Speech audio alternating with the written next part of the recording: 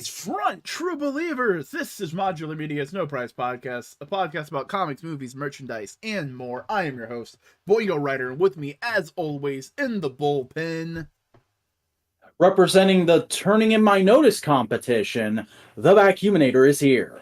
In like 6 months, we're gonna see Comic Pop start posting images that says "Vac is coming." Just random V's everywhere in the background of their videos. And then I walk out and I fucking pull out a microphone and I go, I'm a film. No, that's what I was joking about. CM Punk. I'm gonna make as many CM Punk jokes as I can before I go. Fuck it, I'm gonna rip off the whole pipe bomb in one of my last videos, probably. No, that's a cringe promo now because he lied about it. A little bit. Because he lied about his own stances and morals. But hey, this is No Price Podcast. Like I said, comics, movies, merchandise. But it's the winding down of the year, and we thought, hey, let's do a little movie marathon. We're gonna go through a couple movies. We're gonna talk about one of them today.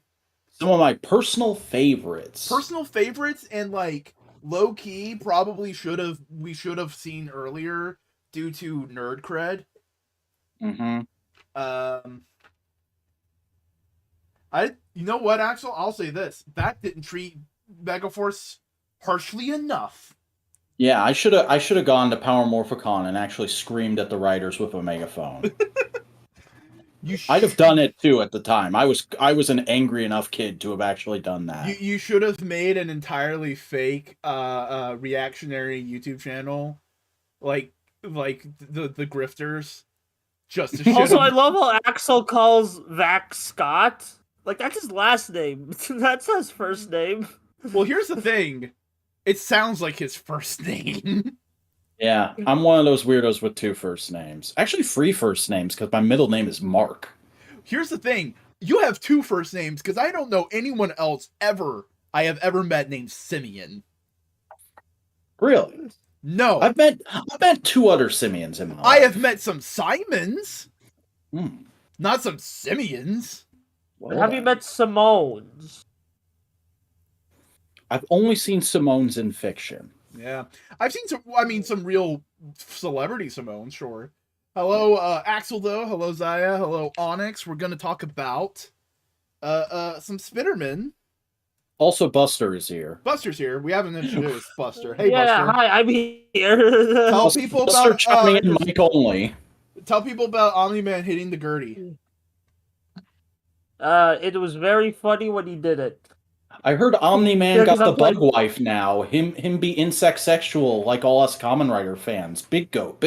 Well, I mean, that already happened in the comic, and I was just waiting for that shit to happen in the cartoon, and everyone's reaction to it is so hilarious. Some people are just calling Omni-Man Jamaican.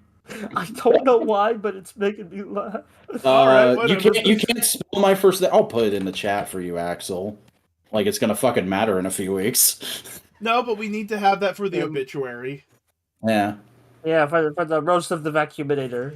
But we're talking about the 2012 movie, The Amazing... The 2012? This movie's in the future? You know I misspoke there. 2012 movie, The Amazing Spider-Man, starring Andrew Garfield. I love Pizza Cat. Yeah. I can't believe they put Chris Pratt in the Spider-Man movie. It's amazing. Oh my god. I mean, Chris Pratt did interact with Spider-Man in the MCU, so that's true. Really that's true. Is everyone just gonna fucking dog on me saying 2020? You're getting that until next week's show. I'm sorry. You're fucked. Yeah, that's the new Marvel imprint, 2012. No, this movie was Sony's cynical cash grab to try and hold on to the Spider-Man license in the face of the MCU's rise of popularity. It came out the same year as the Avengers. What was that, Buster? Remember this? It was also made because Spider-Man 4 got canceled midway through production, so they're like, we need something for that release date. Mm-hmm. And this ended up happening, and for my money, It's a really good movie. It's got some flaws, and I'll definitely go into its flaws because they were much more pronounced to me on this watch through. But for my money, this is a way better adaptation of Peter Parker as he is in the early comics than we've gotten from either of the other live action Spider-Mans or even really the animated attempts. This is the truest to Lee and Ditko's original vision, in my opinion, updated for a modern at the time. See, I will And give we'll you get into 50. that as we go. I will give you 50% of that, because 50% of me the entire time I was rewatching this was just going like, this isn't what I want from Peter, because not necessarily character wise, it's the pure aspect. To me, what makes Peter Parker interesting is he is a nobody, and he got lucky, and then the universe started going, oh, now you're interesting. If Peter Parker never got bit by the spider, he would have never known his parents were CIA agents. That's true. And like a lot of the like mystery destiny stuff in these movies is them trying to take that original characterization for Peter and meld it with the later lore to middling success, I'll agree, but I don't hate it as much as most people do. I'm just kind of like, it's a little awkward. It's not quite there. I think there's a way to like square the round hole, square the peg. Of like having that later lore of like, oh, connection with family and mystery of the Parkers, if like there wasn't such a idea of destiny thrown behind it. I think that's the idea. Because that's the thing we always dislike about like changes to Spider-Man, of like, oh, now you're saying he's a spider totem. It's like, oh, you're saying Peter Parker is predestined to be Spider-Man? And when it's really like, no, we like him as a happy accident, and then weird things happen to him. Yeah, I also think most people are just much more adverse to chosen one plots than I am. Like, you gotta remember, I grew up on like the Star Wars prequels being a cornerstone of my childhood entertainment. So I kind of don't mind it if they say like somebody is destined for greatness a bajillion times.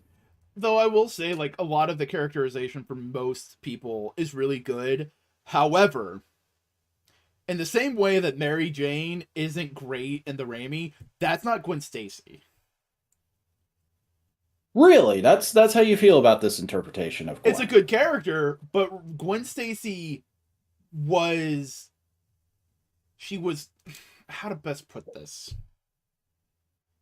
Okay, go think back, old Spider-Man. What was Mary Jane? Mary Jane was the aloof but interesting party girl who we later found out had a lot more to her. Right. What was Gwen? She was ostensibly the ideal woman from Stan Lee's perspective. She was very doting, very loving, very simple-minded, but she was also interested in science in the same way Peter is. And I get the path you're trying to lead me down here, and I can see your point, but I also think like they chose to like... amp up the science interest for her here. No. The science isn't the part I have a problem with. This feels like Gwen with parts of Black Cat and Mary Jane's personality stapled on to make her a little bit more interesting in the modern context. Yeah, that's the thing. She was at the end of Gwen Stacy. She was Peter's love interest, and that's kind of it. So like the whole like helping out in the fight and trying to deliver the magic serum thing. You're not down with that? Here's the thing. I'm not saying it's bad. I'm just saying it's not if you're saying this is a great representation of Steve and Ditko, Stan Lee and Steve Ditko era Spider-Man, it's not exactly. Especially well, I'm not saying the movie in general is. I'm saying Peter is. The movie is definitely a product of its time. Like, the whole reason they give Gwen so much else to do is largely part and parcel because we were having a huge cultural conversation about the way women were utilized in major motion pictures at the time. You got to remember, this is back in the day where you couldn't go 4 posts on Tumblr without hearing the words Bechdel test. Yeah. And then people were like, oh, wait a second, that was meant as a joke? Mm-hmm. It was, everybody, that the Bechdel test was created in a lesbian zine. Like, comic zine. Yeah. Black Cat, do you think she'll ever be in the MCU? Yeah, sooner Probably. rather than later. They've been doing I think that's coming. If Sony doesn't give her her own movie first, the MCU will use her for something. But like, it's that snappy witticisms. It's just like, it's not a bad thing. It's just more of like, oh, that feels more Black Cat to me as a character. Mm-hmm. Probably her most Gwen Stacy moment is like her flirting with Peter, and also her saying like, this is dangerous and scary for me because it reminds me of how I'm always worried about my dad. But there's also, like, to me, the Gwen Stacy moment is a little bit like, actually, no, because Gwen Stacy was kind of part of the bullies at first. Mm-hmm. No, it's good. It's solid. But that's a good way to kickstart their romance, is that the movie opens with Peter, like, trying to break up some bullying, even though he's being bullied himself, and that, like, kickstarting their relationship because Gwen sees it and admires it. Like, that's solid movie writing right there. Yeah. But before we go on to another point, Buster, you've been silent as the fucking grave. How do you feel about this version of Gwen Stacy? I like her. She's well acted. I don't really care about accuracy. I just care if it's like a fun character, and this is a fun character and like a nice love interest for Peter. Mm-hmm. So like I don't know. I couldn't think of a part to come in of just be like, well, here's my opinion. Well, but also I didn't really talk about my opinions on the Spider-Man. I really like Andrew Garfield's Spider-Man. I do agree he might be my favorite live action version of the character, both the Spider-Man and Peter Parker. Yeah, because there's always that bullshit thing of people being like, well, this is a good Peter Parker, but not a great Spider-Man. It's like, no, the great as both. Like, just in different ways. For Andrew, I've always heard it's the opposite. He's a great Spider-Man. He's just a little too cool for school as Peter. I've heard people say he seems too cool and he seems too creepy as Peter. And I don't agree that he's too cool because he's constantly fucking awkward and stumbling over his words. Yeah. Like, that, I don't know how to explain it. I need you to think back a moment and remember the year 2012. And I want you to think of what was some of the cool people at that point in time. You know what was in during 2012? I mean, I was still kind of a child at this time, so... Yeah, I was graduating high school. Hipsters were in 2012.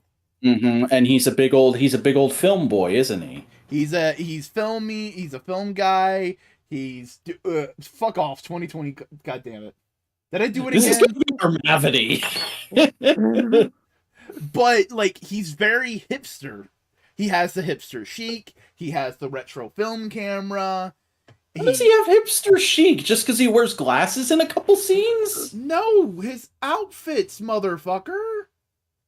His outfits just look like regular guy outfit in 2010s to me. Yeah, because a lot of people were fucking dressing like hipsters, you dipshit. Okay.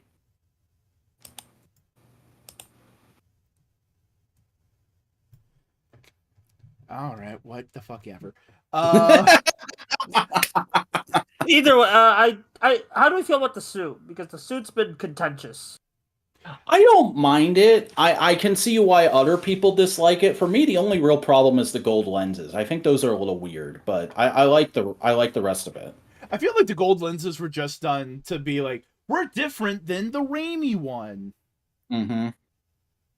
I do like that we actually see him build it this time around, because... Oh yeah, the building scene is so good. Yeah, and like just the fact alone that this Spider-Man has mechanical web shooters made me so happy back in the day. Though I was mildly annoyed that we never saw him change web cartridges in this movie. Yeah, That's the thing. They were like, "Oh, we'll give the web shooters back," but they never use the web shooters like you should use the web shooters.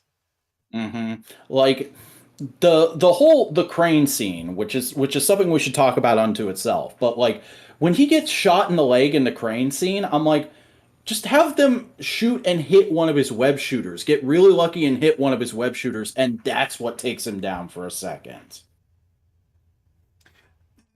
Like, talking about how like this was made in kind of a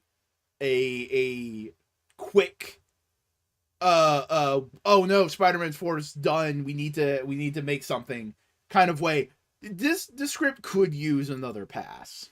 Yeah, there are certain things that I'm like, this is a good idea. I don't know if you execute it so well. Like the bit where he's initially getting his powers and like he's in the subway, he's sticking to stuff, his spider sense is going off.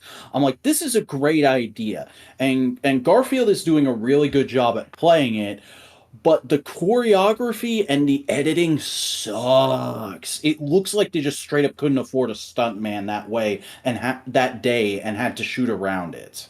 Yeah, it's just a lot of like, if this movie had been given another year, they could have like cleaned up the parents subplot. Also the visual effects, because yeah, my biggest issue of this movie isn't anything to do with the story, although I do have issues with like the freaking Peter's parents shit. That was dumb as hell. But like, my biggest issue is the lizard's design.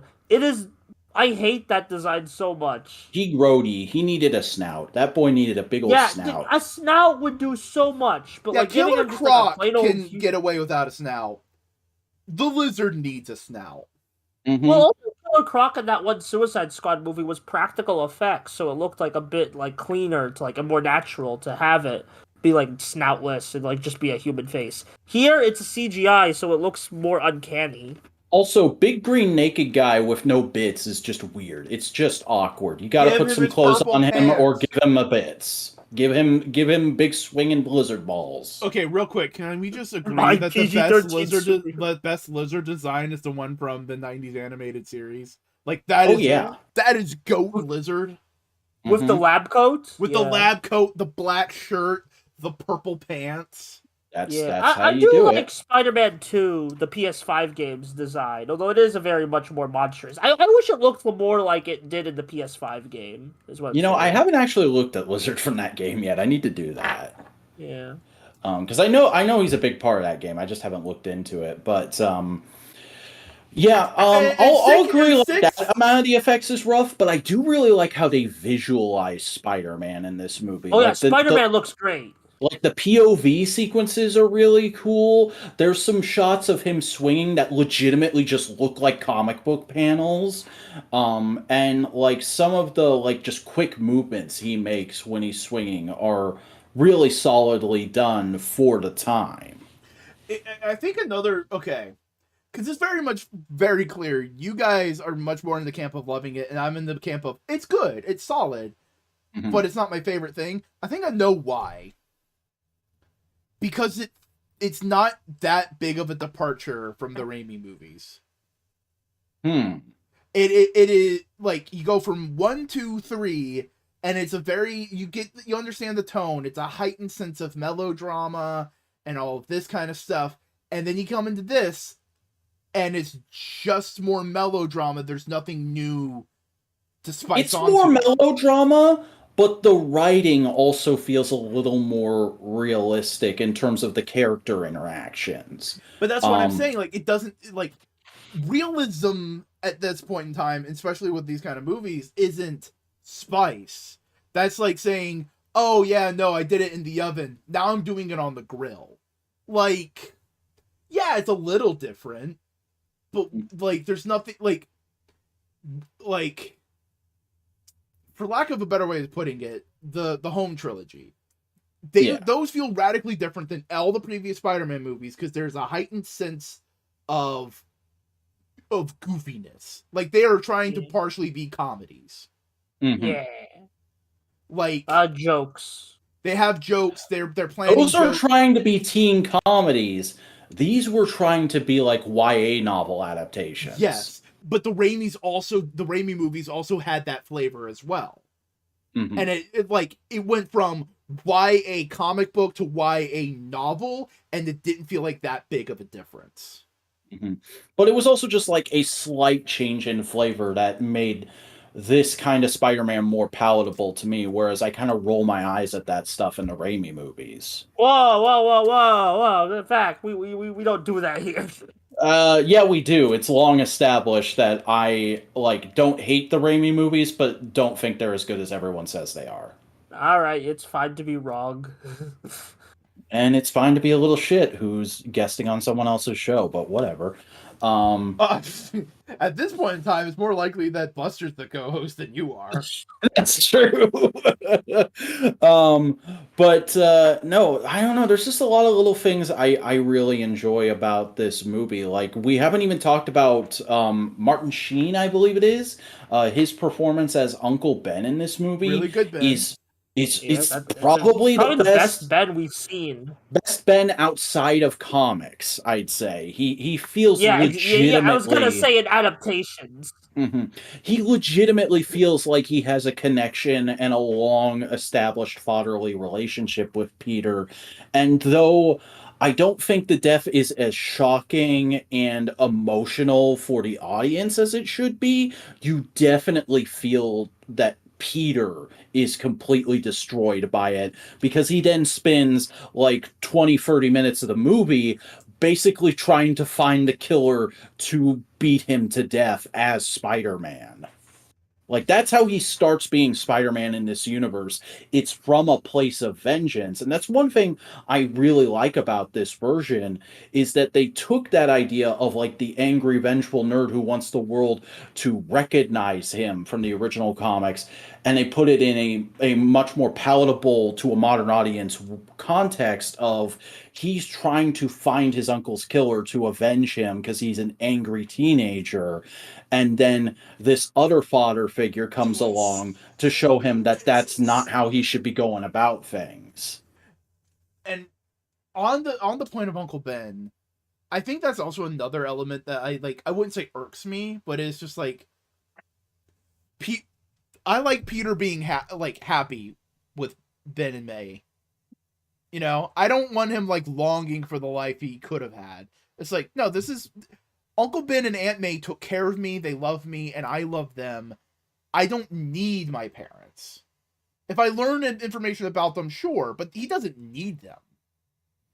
Yeah, well, that's just more of an issue with these films taking the freaking CIA parent plot. It's not even CIA parent plot. People always say that they worked for Oscorp on some weird science shit that Norman Osborn wanted to do. In the comics, they were spies. They're taking that element. They're taking that as inspiration, but they're doing a different thing here. Yeah, but we're using CIA because it's funny to say. Yeah, and it's basically what they are in our world. So, and even then, they weren't CIA. They were SHIELD. They were in the less morally ambiguous super spy network in Marvel. All right. Don't all right me. We gave you a solid fucking reason why we're saying all right you all the fucking time, and I will continue to all right you until the last episode of this podcast. God damn it! You can admit when you're wrong. Why would I ever do that live on air? What am I? Some kind of fucking rube? Some kind of spittoon? No, you're salty a person spittoon. with morals.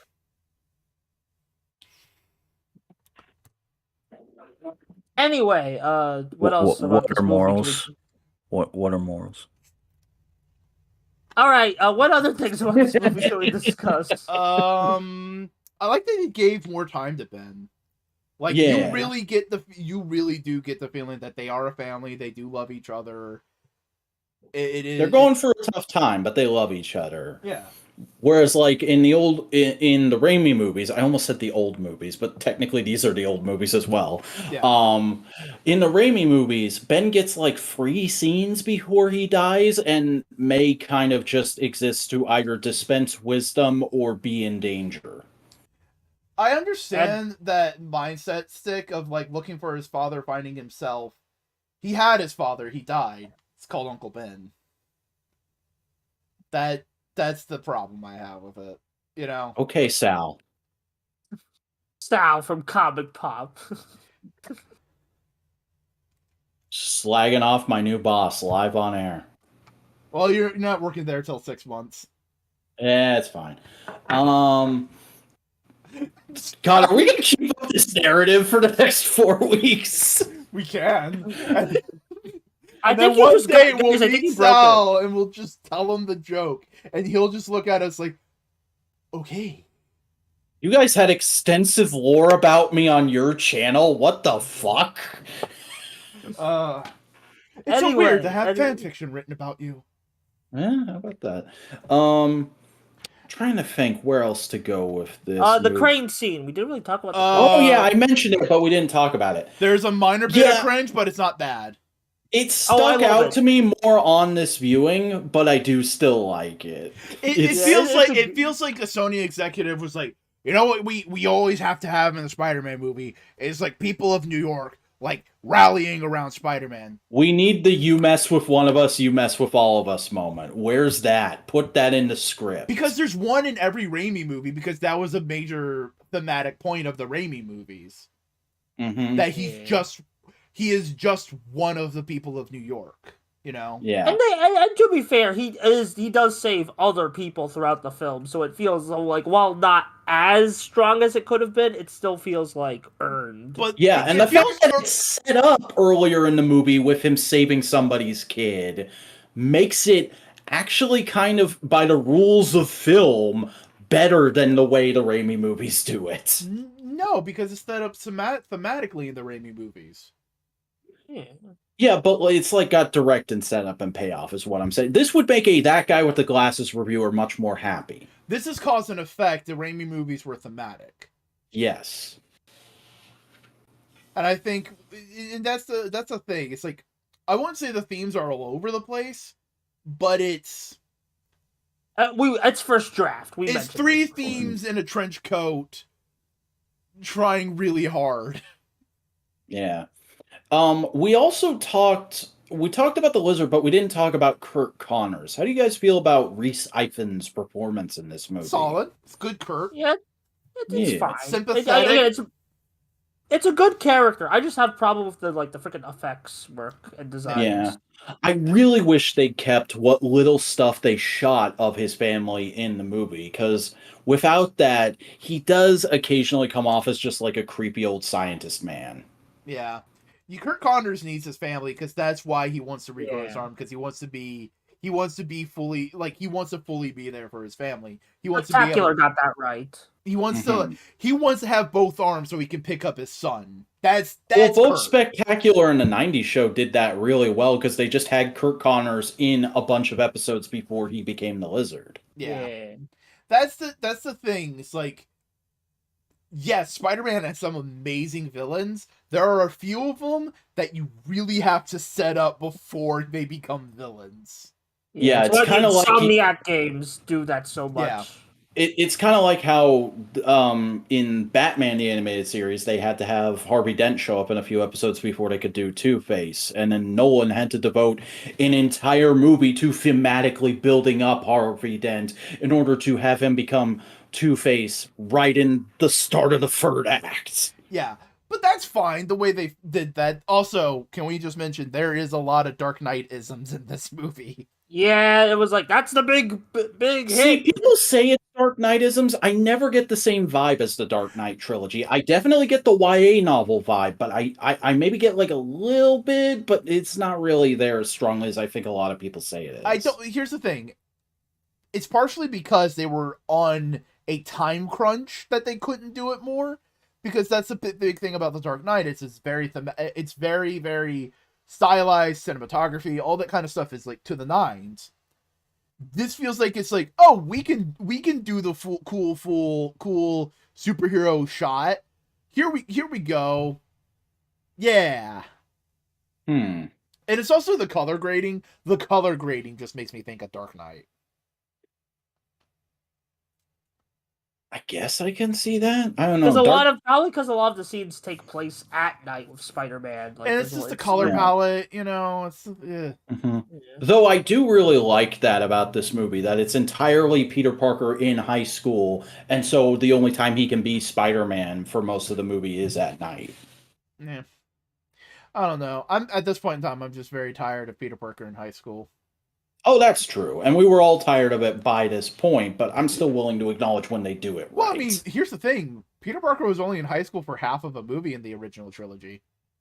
Mm-hmm. But they had also like been trying to get back to it in the comics and the cartoons so much at this point, too. Yeah. Like, spectacular. And with the entire Home trilogy being in high school, it's just...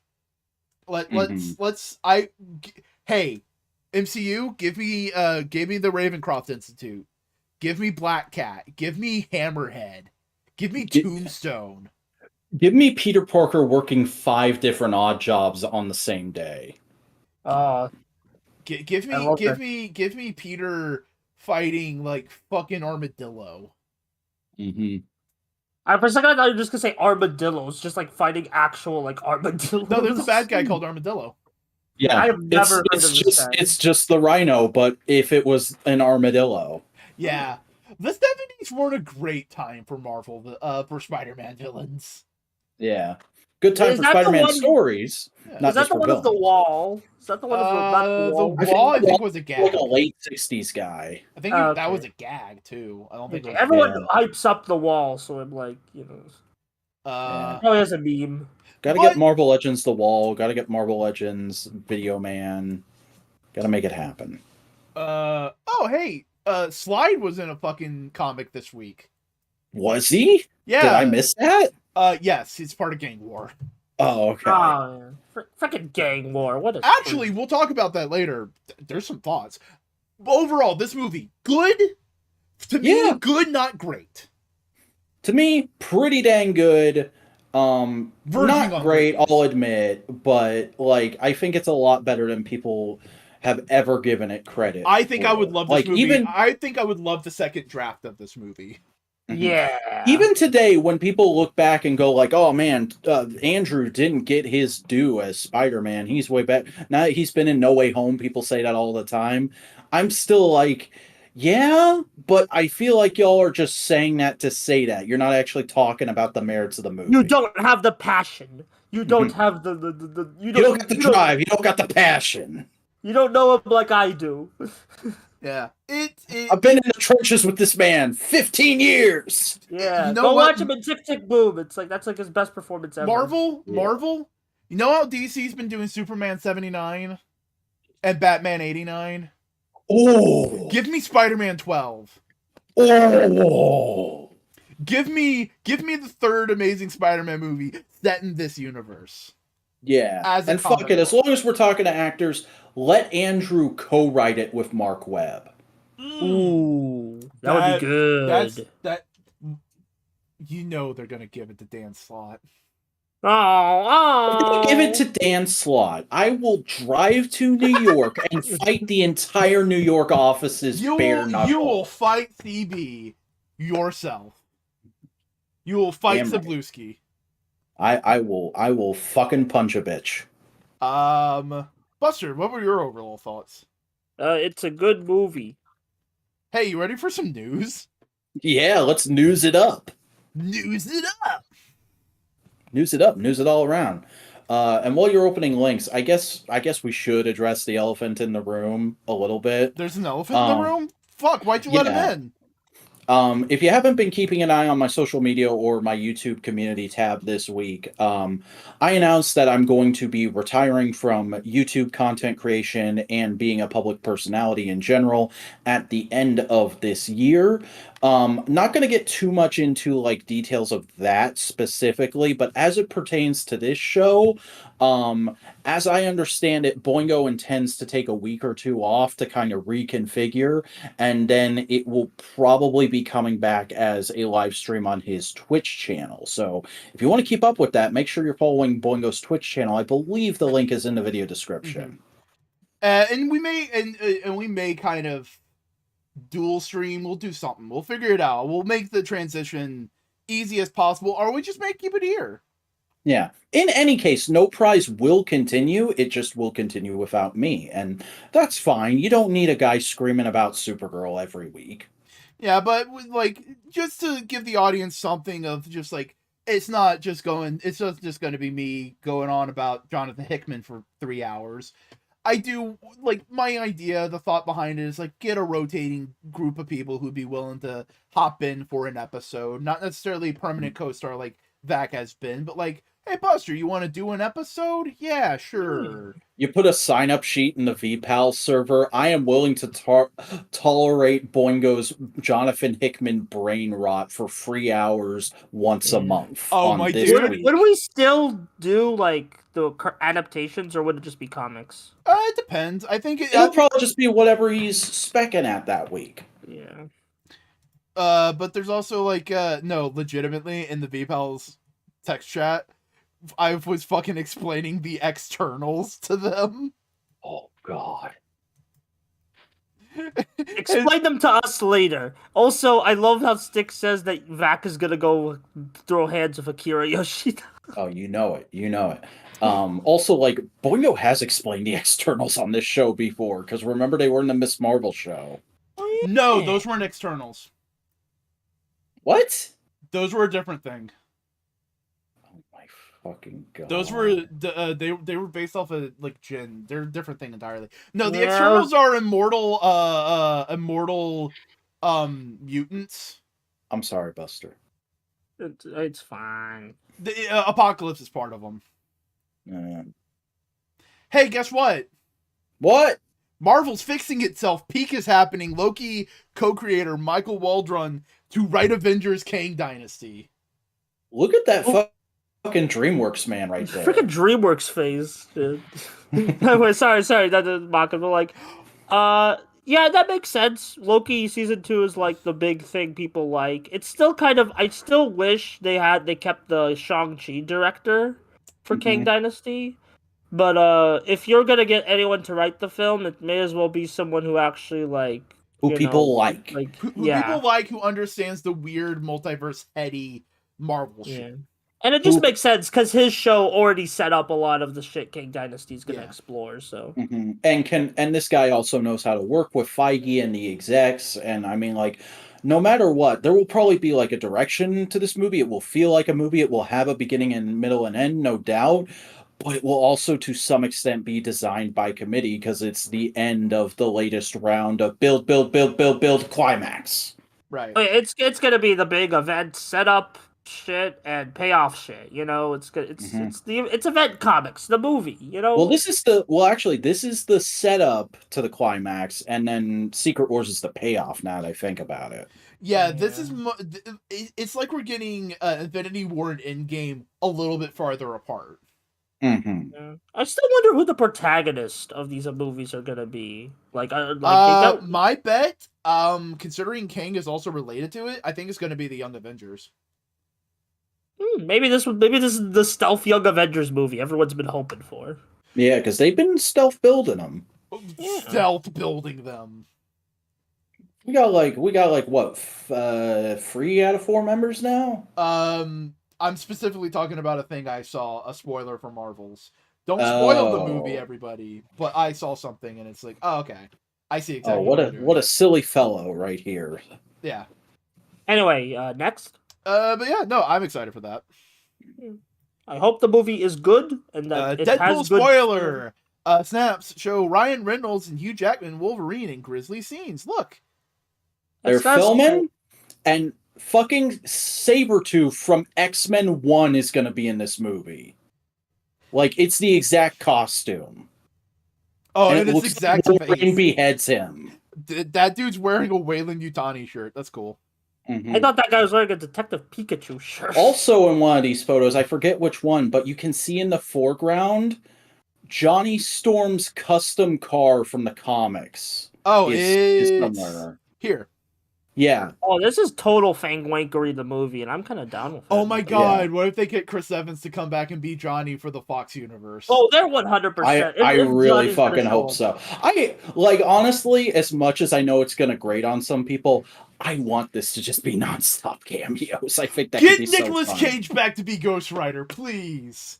That Yeah. also I mean, if the man could like, Hasselhoff is Nick Fury. What? David Hasselhoff, Nick Fury. Ooh. Oh.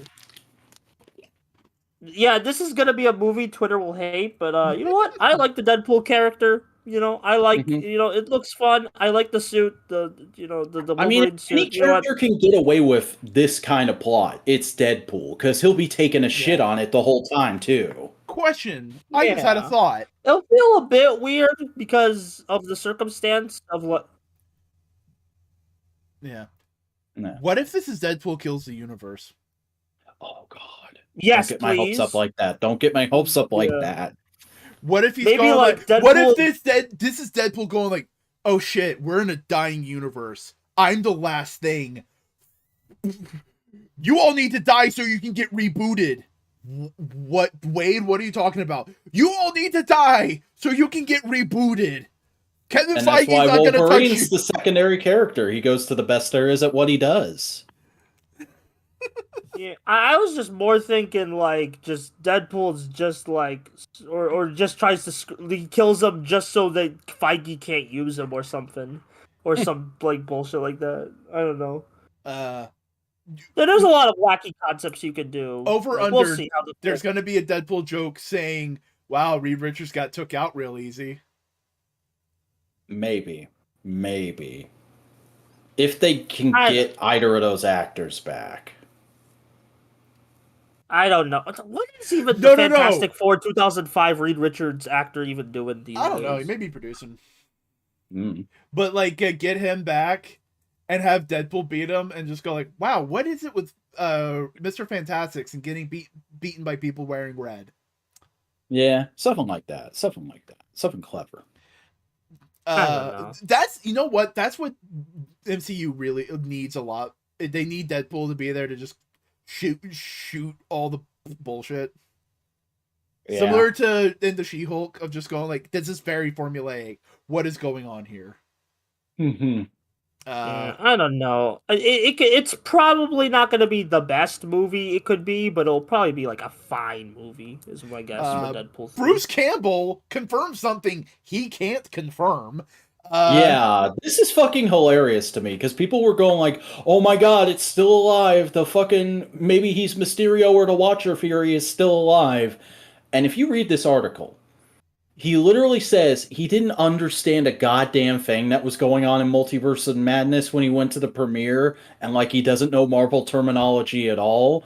But then somebody asks, like, so your character, is there anything more to him? And he's like, oh yeah, I'm not just a pizza vendor. I couldn't just be a pizza vendor. I mean, like, I'm in a multiverse. The multiverse, man. There's going to be all kinds of crazy multiverse shit. How can I be this job, and this job? I'm fucking multiverse. He just starts saying multiverse a billion times, and it's so clear he's taking the piss. But people lost it over this. People were like, oh, he's part of Marvel's grand plan. They're doing something. God damn it. I would love Bruce Campbell to come back, though. Yeah, it would be great, but also it's clearly an old actor who's just making fun of kids and their buzzwords. Making fun of kids and their buzzwords. And also, if Sam Raimi said, hey, you want to come and do a job? He's going to say, yeah. It's Sam. Yeah. They're good buddies. Yeah. That's how that works. I need to watch more of Sam Raimi's other movies. You know? Mm-hmm. Oh, Evil Dead. No, of course you watched No, Evil Dead. But it's the one with the hula hoop. That's the one I want to watch.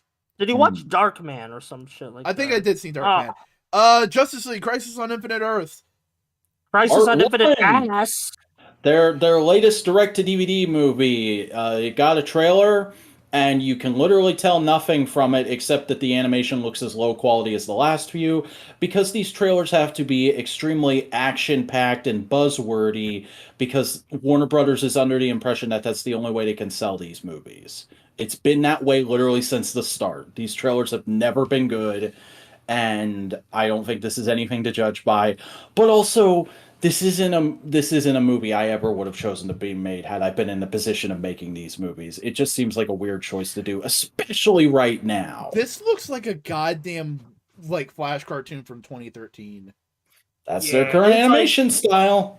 It's like stop the it's like freaking like Cartoon Network advertisement being like stop the evil multiverse man or a monitor. Go on CartoonNetwork.com to play this game with the Flash or some shit. Like also the fact that it's like another DC project focus on the Flash. I'm like, nah, man, nah. The Flash is barely in this trailer. They focus more on the fact that they're bringing back this universe's version of Supergirl, probably just to kill her off.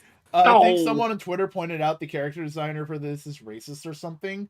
Yeah, it was like Nazi adjacent shit. So I ain't heard anything about that, but all right. Gross.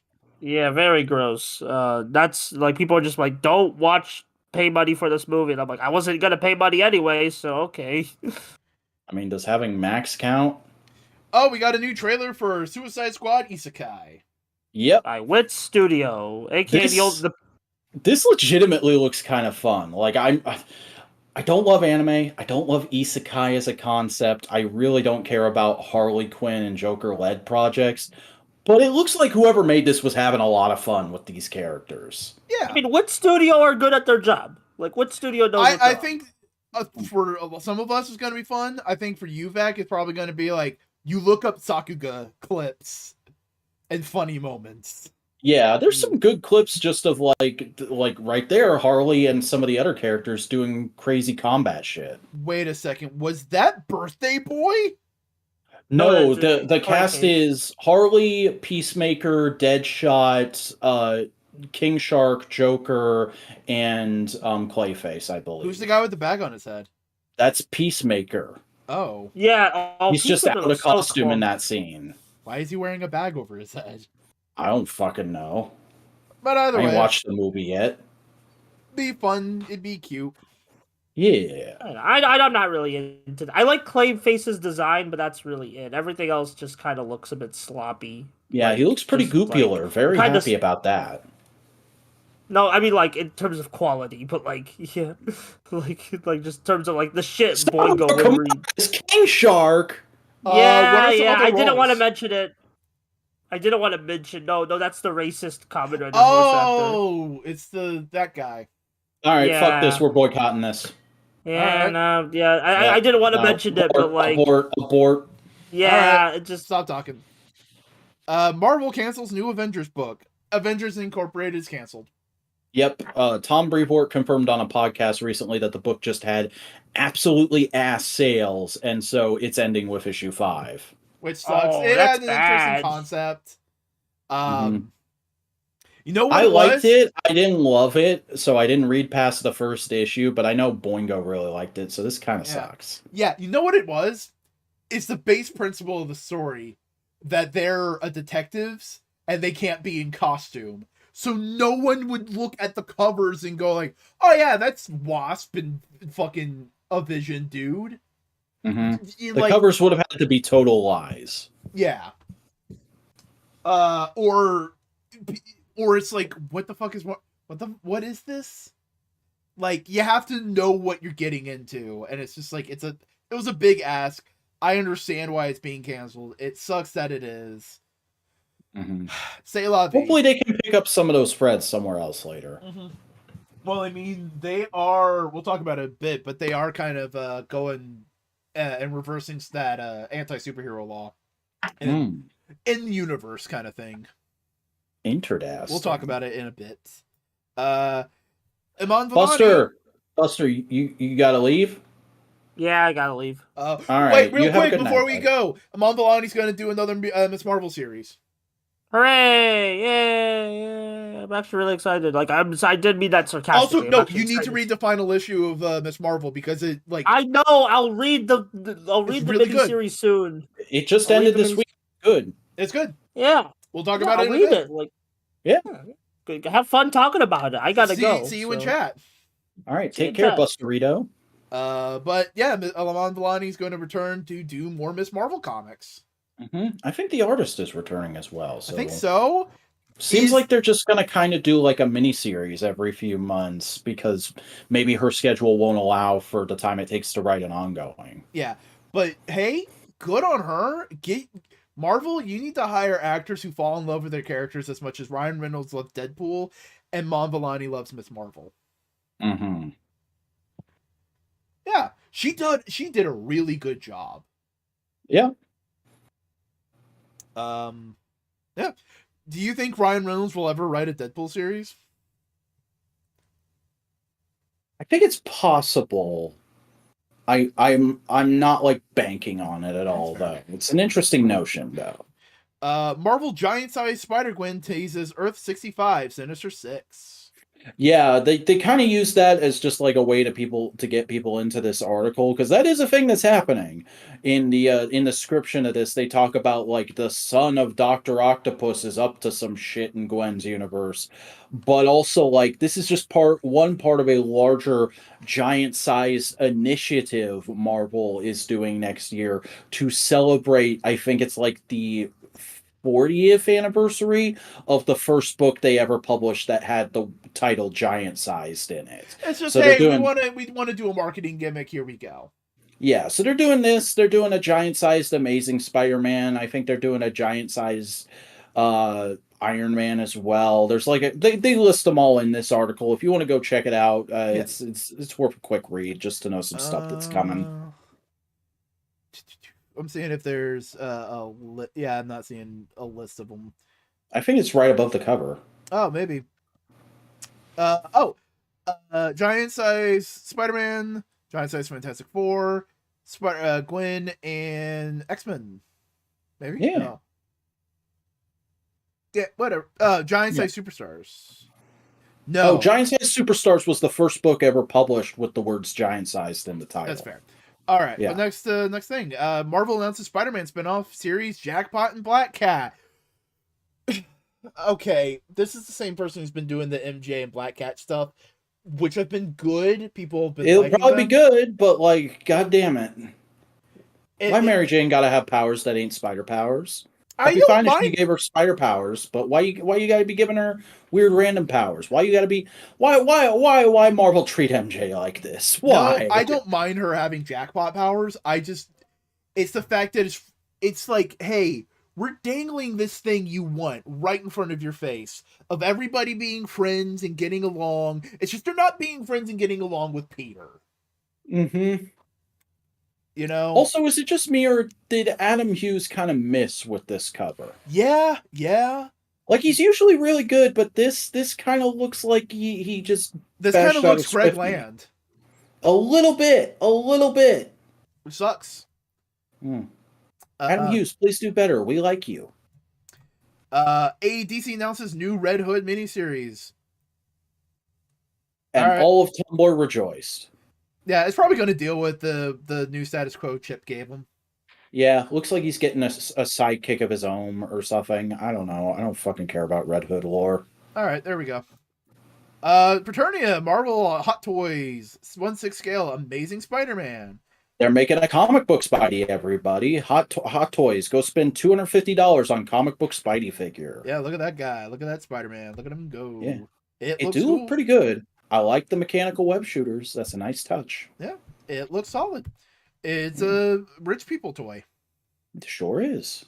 Amazing Yamaguchi, Revoltech Supergirl. We got some more photos. We got the full solicitation suite of promotional photography for this figure. And great googly moogly. This is a good looking toy for many reasons, in my opinion.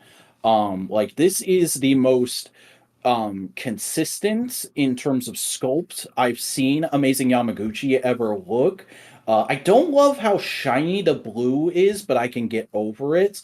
I love that she has a posable cloth cape instead of the posable plastic ones they've been doing.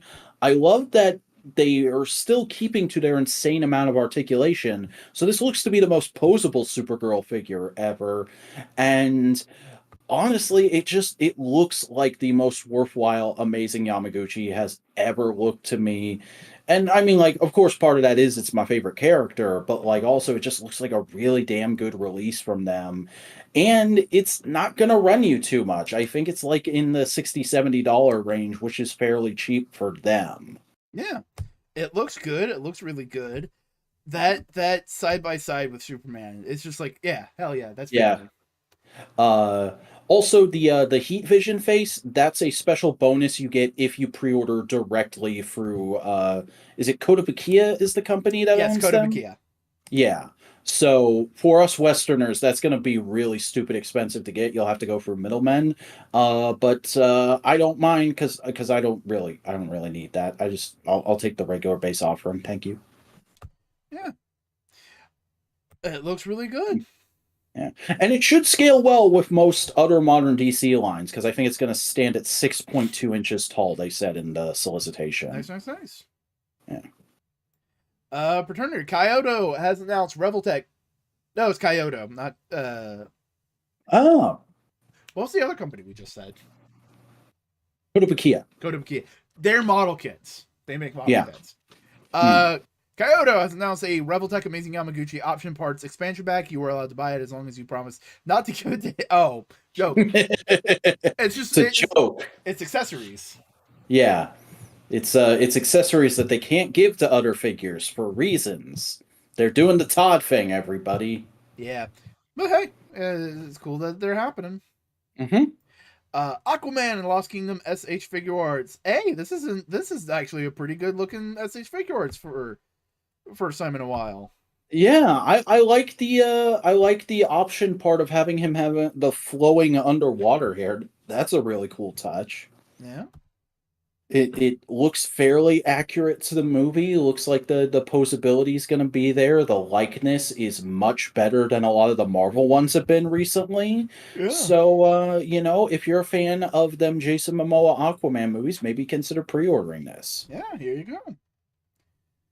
DC Multiverse Sketch Edition Hazmat Batsuit. Oh, hey, look, someone took a permanent marker to a white Batman figure. I can't believe they still have this mold. This mold is like 4 years old, and they haven't used it for anything since until now. It's just funny to me. Like, Todd, you really scrimping and scrapping around there for exclusives now, huh? It's a yeah. It's a cool idea. Execution is okay, but not the kind of thing I'd buy. Yep. On to the next one. DC Classic Superman. Look at that boy. Look at that man. They did it, everybody. They finally did it. McFarlane made a Superman with a happy-looking expression on its face. It only took them like 46 tries. Jesus. This does look good, though. I like, if I was like collecting the Todd line, I definitely would buy this to be like my default shelf Superman. Just because the sculpt looks fairly decent, the articulation's there.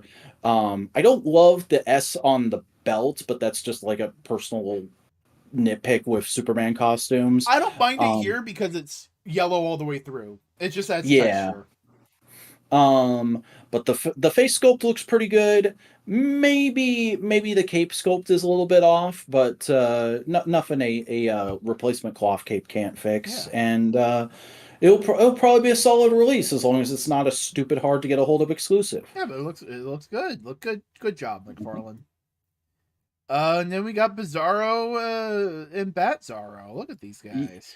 Yeah, I think these guys are coming as a 2-pack, probably like a Target or a Walmart exclusive. I think they'd already done a version of Bizarro before, but this is definitely very different from that figure. And I actually really like how these look. Again, like it's much more classic, kind of goofy interpretations of those characters that I much more want to see in my main retail DC line. Yeah, looks good. Looks solid. Not bad this week, Todd. Not bad. He did good. TMNT Last Ronin Leonardo. Look at that Leo. Yep, The Last Ronin figures that aren't the Last Ronin himself are finally going up for pre-order, everybody. And this week we're getting Leo, and he do be looking solid for a figure of that version of Leo. Yeah. That's much more to say. It just looks cool. Uh-huh. And a Raphael. A Raphael that literally exists to capture one scene from the comic. Yeah. Because they've done the regular version, but now here's I think they're calling this the Last Ninja Standing or something like First that. to fall. The First to Fall edition. And yeah, it's literally like the gimmick is just you can put a bunch of arrows in him. Oh boy. You can kill him. Spoilers, everybody. And we're getting a Red Sonja figure. Yep, Boss Fight Studios, who are mostly known for their 3 3/4-inch Vitruvian Hacks figures, which recently made the jump into 6-inch with the Epic Hacks line, have announced that the first licensed character in the Epic Hacks line is going to be Red Sonja. Up until now, they've just kind of been doing generic skeletons, like here's a cowboy skeleton, here's a Vitruvian warrior skeleton, here's a skeleton that's a luchador. But now they're doing an actual character, and it's none other than Red Sonja, the hero of Hyboria herself.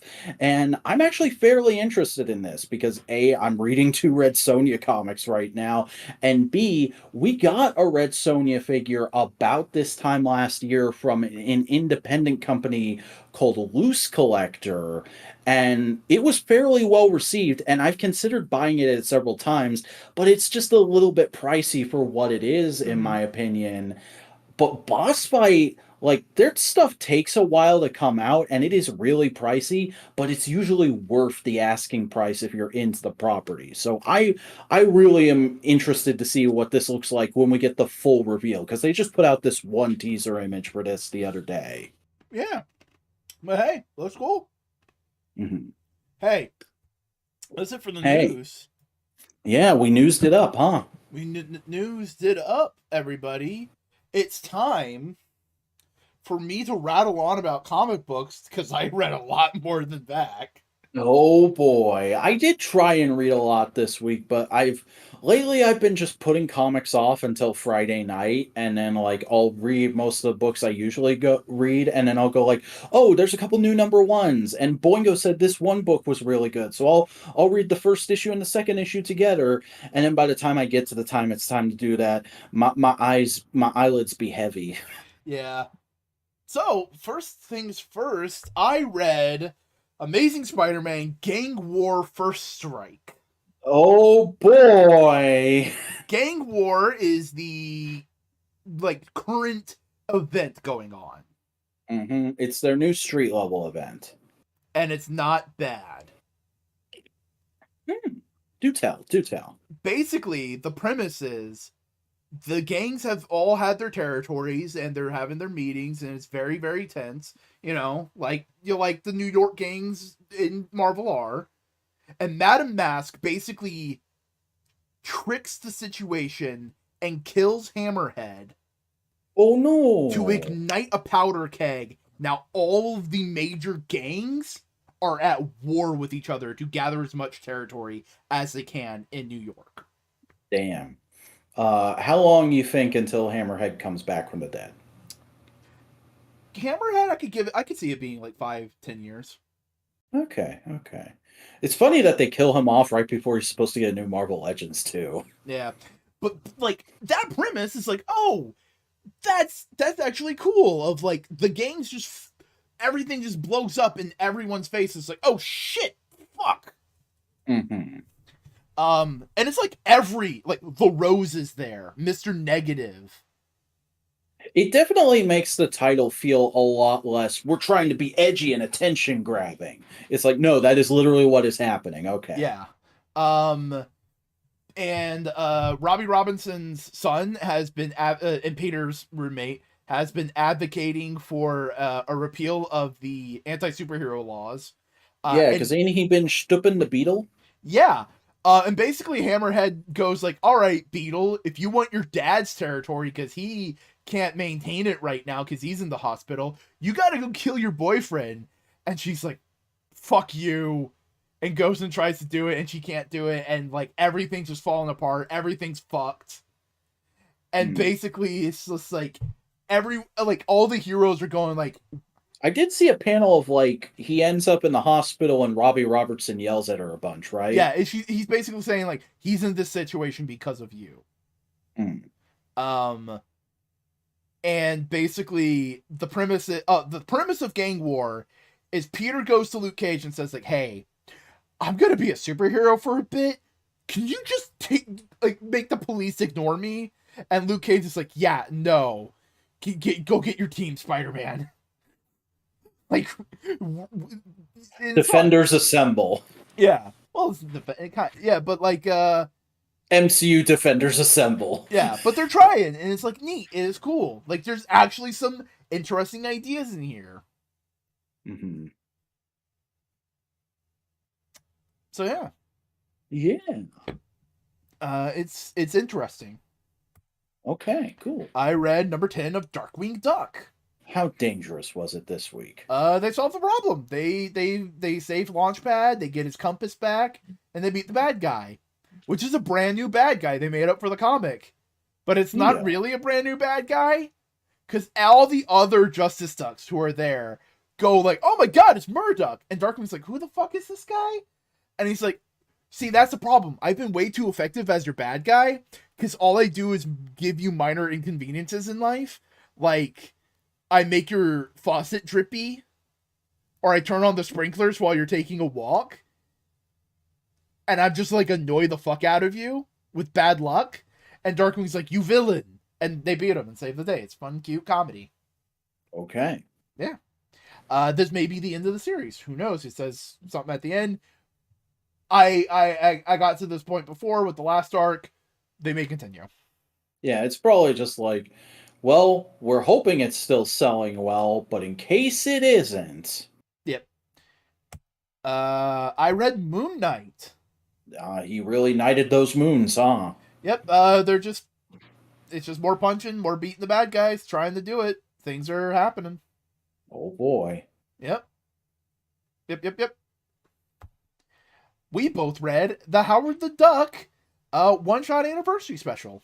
Yeah, this was a bunch of good and goofy fun. Nice to see Chip getting a Marvel paycheck. Nice to see all kinds of outrageous action. Yeah. It's just, hey, you know Howard the Duck? Here's some goofy stories about Howard the Duck. Mm-hmm. Here's what if Howard the Duck was a mutant? I do be liking it. I do be going funny, haha. Yeah. The Peeper is fucking hilarious. Mm-hmm. And Spider-Man just asking, hey, could you peep? Is there any universe where I'm happy?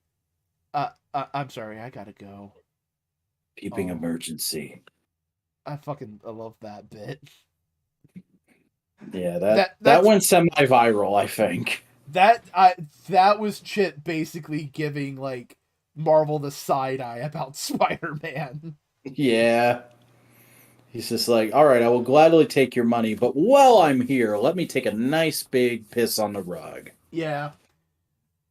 But it's funny. If you like Howard the Duck, if you like Marvel being weird and sardonic, this is a place to get it. Yeah. I read 17 of Stillwater.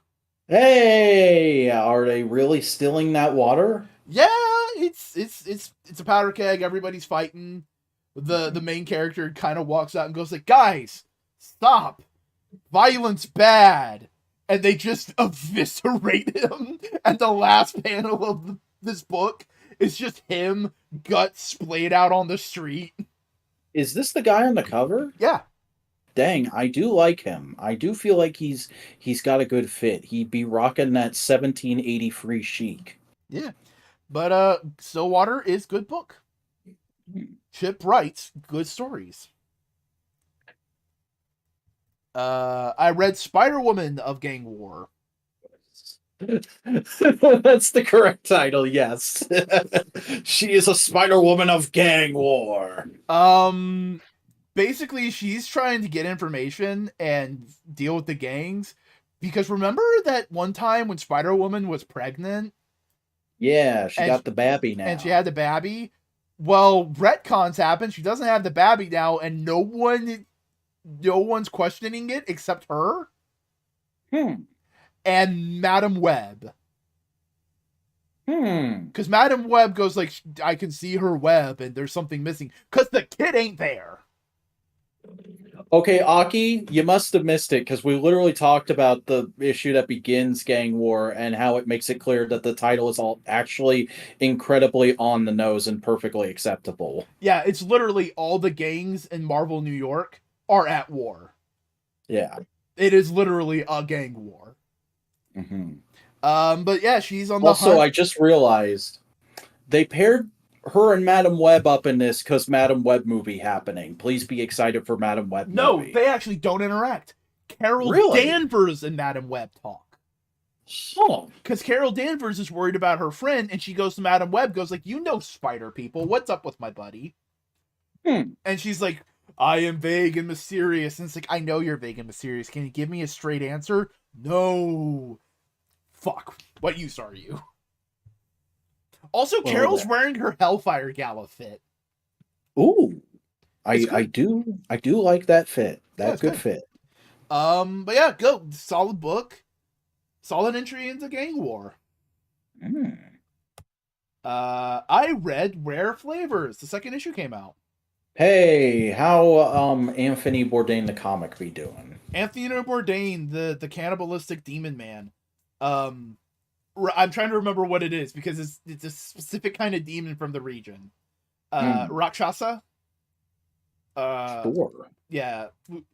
Aki can correct me because Aki congratulated me on getting it right last time, and I probably got it wrong this time. But yeah, no, they are going to a chili pepper area and talking about chili peppers and doing all that, and the people who are hunting the demon guy are catching up. And the demon guy literally just tells his camera guys, like, hey, by the way, I'm a demon and I eat people. And the guy just laughs it off, and he just talks to the hunters like, hey, there's no problem here now. He knows my whole deal. Like, you don't have to hunt me anymore. And it's like, no, we have to hunt you because you killed a dude. That's why we're hunting you. It's a good book. It's good. Beautifully drawn. Really. I'm still right. Woo, knowledge! He has it. I have the power of not being the power of learning compels you. But yeah, no, it's really good, really compelling, genuinely brilliant book. Nice. What's next? We both read Captain America #3. Hey, things are finally starting to come to a head. Cap's being brought in on a big old history mystery, and then he gets attacked by the main henchman of the Villain, and it's a good time. Good design too. I can't wait for that Marvel Legend. Oh yeah, very very simple, but also very very much for the eye to pawn over. It's a good character. Good character. Gonna be good beat 'em up.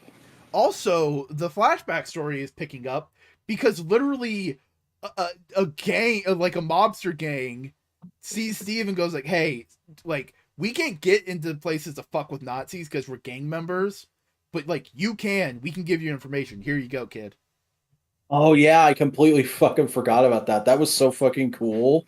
That felt like JMS was like, I've been rewatching The Sopranos recently. How about we do that with Captain America? That's gonna be sick. And it was sick. It was very sick. Thank you, JMS. But I also love the leader's like whole mindset behind it of like, yeah, my guys, they're all Italian, and like right now they just hate Mussolini and hate all that shit. But I'm Jewish and I see where this is going, and I know that when they're done with us, they're not done. They're gonna keep going. So I want to stop them now. And it's like, yeah, that's how you beat Nazis. That's Nazi. And it's really good. And the whole time, Steve's just like, all right, this is fucking weird, but whatever. I was gonna fucking bother those guys anyway. Sure, might as well get paid for it. Yeah. But it's also, I think it's also reflective of Steve understanding that people being criminals is not necessarily inherently reflective of their entire morality. Mm-hmm. Yeah. Yeah. It's good. Also, really cool bit of comic booking in this, where they had one panel showed 2 different points in time. Yeah. Just good storytelling. I read Wolverine versus Predator. I really did want to catch up to this week, but like I said, my eyelids was heavy. Did you start any of it? No, I didn't. Okay. In this version of Wolverine, they retconned the fuck out of something. Okay. It's fun though. So All right. basically, the Predator is in Weapon X, and he pours acid on Wolverine's face, and he goes like, "Oh shit, your skeleton's adamantium? Fuck, I want that. Fuck, I want that." he sees the rare skin in the fucking Marvel video game, and he goes, "Gotta have it. Gotta play 1,000 hours to get the rare Wolverine adamantium skeleton skin." So he picks up Wolverine, takes him to his ship, and is about to leave Earth so he can like just take Wolverine's, like, just have the skeleton as like a trophy. And Weapon X is like, "The fuck you doing taking our dude?" Bang, bang, bang. And Wolverine wakes up on the ship, his face slowly regrowing as he berserkers out of it, in space, falls to Earth, burns up on re-entry, and lands. Weapon X picks him up like nothing ever happened. However, Wolverine did grab one of the Predator's masks with him, and they used the Predator mask as the basis for the Weapon X helmet. Oh shit, dog. That's not bad. That's a cool retcon. That's cute. And then we have Wolverine going like, "I'm gonna," in present day going like, "I'm gonna beat the Predator." And then we have a flashback to feudal Japan Wolverine, sword fighting and learning that, and a Predator walks up with a bear skin. Oh boy. Yeah. It is good. Nice. It goes, "Hey, you know exactly what you want from Predator versus Wolverine, so we're gonna give it all to you." Yeah. I can't wait to see this book on the couch. Yeah. Let me double check. Yep. I read J.M.D. Mateus's Spectacular Spider-Man number 179, Children Within, part 2 of 6. How's it going? How's this little escapade going for you? They reveal that Vermin has like fear-based psychic powers that make people hate him. And he's a really sad, pathetic character in like a really tragic way. He's just a little guy. He's just an upset little guy. Yeah, and Spider-Man's going like, I hate him, but I understand that it's not his fault. Fuck. It's good. Okay. It's good comics. You read The Penguin. This fucking issue, man. This book has been like wacky ass Tom King is a writer that actually reads old comics pull after wacky ass Tom King is a writer that actually reads old comics pull, which has just been so fun. And do you want to take a guess at what happens in this issue? Aki, real quick. Yes, Modular is still going on. I think we're gonna discuss that in a later components. Yeah, all will be revealed in time, as the great sage Gosei once said. But come on, Boingo, what do you think happens? Gentleman Ghost. Not even fucking close. Okay. So this issue is about the Penguin going to a Vegas casino, and you think he's gonna rob it to get capital for his new criminal empire.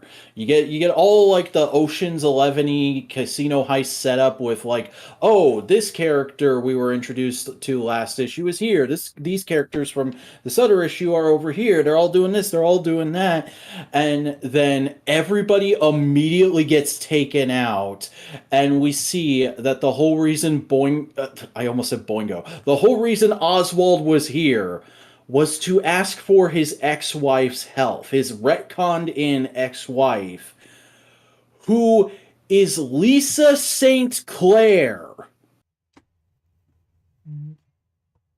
You mean the woman that was in the Tom King?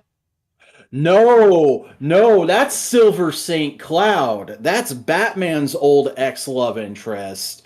Lisa St. Clair is an old DC Romance Comics character who's never interacted with superheroes before this. So they're doing a Hellcat. Uh-huh. Except I don't think she's going to become like a full-fledged like costumed hero or villain. But like that's Patsy Walker started as a romance character and they just went like, well, let's turn her into a superhero. Fuck it. Mm-hmm. And like literally she takes out all of Penguin's guys and knocks him out and then brings him up to the fucking president's suite and he wakes up and she's just like, so were you not just gonna talk to me? And he's like, well, things didn't end the best between us, so I figured I'd just take the money and I'd give it back with interest later. And she's like, no, if you're doing this, I'm gonna fucking help you. We ended things because we were never really meant to be together, but it was fun, and without you, I wouldn't have this casino, so of course I'm gonna fucking help you, you big dumb idiot. I would love a moment between them just going like, so are you happy? And Penguin goes like, yeah, I found the girl, and I'm just doing this as like a one last thing to get the people off my back so I can get back to her kind of thing. Mm-hmm. It do be good, especially because they do specifically say like, yeah, no, they were married for a time, but this is not the Penguins retconned in kids' mom. This is like who they saw as their evil stepmom, which is kind of fun. All right. Yeah. So Penguins had at least like 3 wives now, according to this Tom King book. I mean, who's gonna disagree? Look at that mess. Look at that. That is a man who treats divorce as a sport. Yeah. Jesus. I read Luke Cage Gang War. How's that? Luke Cage is fucking pissed that he can't help his superhero friends just get rid of the law, and he's just like, this fucking bullshit, I hate this. And he's trying to deal with it, so he makes himself a vigilante costume so he can help out when he needs to. And he basically recruits Cloak and Dagger of like, hey, we need capes, shit's gonna get bad. You in? And they're like, yeah, we're in. You're fucking Luke Cage, we trust you. What's his new vigilante name? What stupid name did they give him? He doesn't have one. It's just like, okay, imagine, you know the new Power Man? Uh-huh. Imagine that, but all black, no yellow. It is purely, we need to put him under a mask to protect his identity kind of costume. Okay. Like, but there's a great moment, and it's it is fucked. It's a good fucked moment where there's a bank robbery happening with like one of the gangs, and the police are at a standstill because they have like superpowered weapons. Because this gang is Alistair Smythe's. It's Alistair Smythe's gang. They're all robots. And Luke Cage walks up and is going like, fuck you, like doing the whole Luke Cage, like I'm a hero kind of guy. He gets shot and is like, fuck, that actually hurt. What the fuck is this? He's not like bleeding or anything, just actually hurt. And he goes to punch one of the things, and a police puts like gun on Luke Cage and goes like, Mr. Mayor, you stop or I have to arrest you. And Luke Cage looks at him and goes, what the fuck are you on about? Luke Cage, Mayor Cage, if you act right now, you will be acting as a vigilante, and that is against the law, and I do not want to. The cop is basically going like, look, there's a law on the books and everyone fucking likes it, and I'm trying to warn you so you don't get in trouble with the public. I don't want to be the asshole who has to arrest our black mayor. Yeah, and it's like, it's that kind of moment of just like, Luke Cage, like, remember, Mr. Cage, there's a law. You know? Did they say anything about what's going on with Jessica or Danny in this? Danny shows up. Oh, okay. Danny Rand shows up. And Luke Cage is basically going like, Luke Cage and him have lunch, and Cage is just bitching and moaning about, like, fuck, I want to repeal this law. I can't repeal this law. Why can't they fucking repeal this law and help all my friends? And That's actually kind of funny, because I've been reading Obama's book this week, and apparently he had like a whole circle of high school friends who would regularly make trips out to the White House to just hang out with him for a day and help him de-stress, and in ways like that. That's fucking cool. Maybe the writer of this took inspiration from that moment in the biography. It's possible. But Danny's just like, hey, dude, hey, things happen. We're the hero community. We'll figure it out. We'll do it. And it's just like, yeah, like, it's just Luke Cage trying to be a good man in a situation where good men are chewed up and eaten. You know? Nice. Yeah. It's good.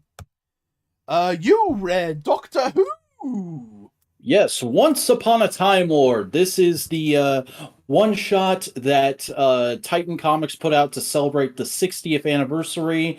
And who did they give that illustrious task to? Well, none other than our favorite little guy, Dan Slott. I mean, hey, let's be honest. Dan Slott, Silver Surfer is basically Marvel Doctor Who. Yeah, and I think that's probably why they did this. And they make a big point out of saying, like, this is the first time Dan Slott's ever written a Doctor Who story. It's gonna be crazy. And, like, it's pretty good. It's not like bad. It does have some Dan Slott isms, but it's also not great. It's like, you know, it's that good halfway through the season episode of just like, yeah, this is an okay standalone adventure.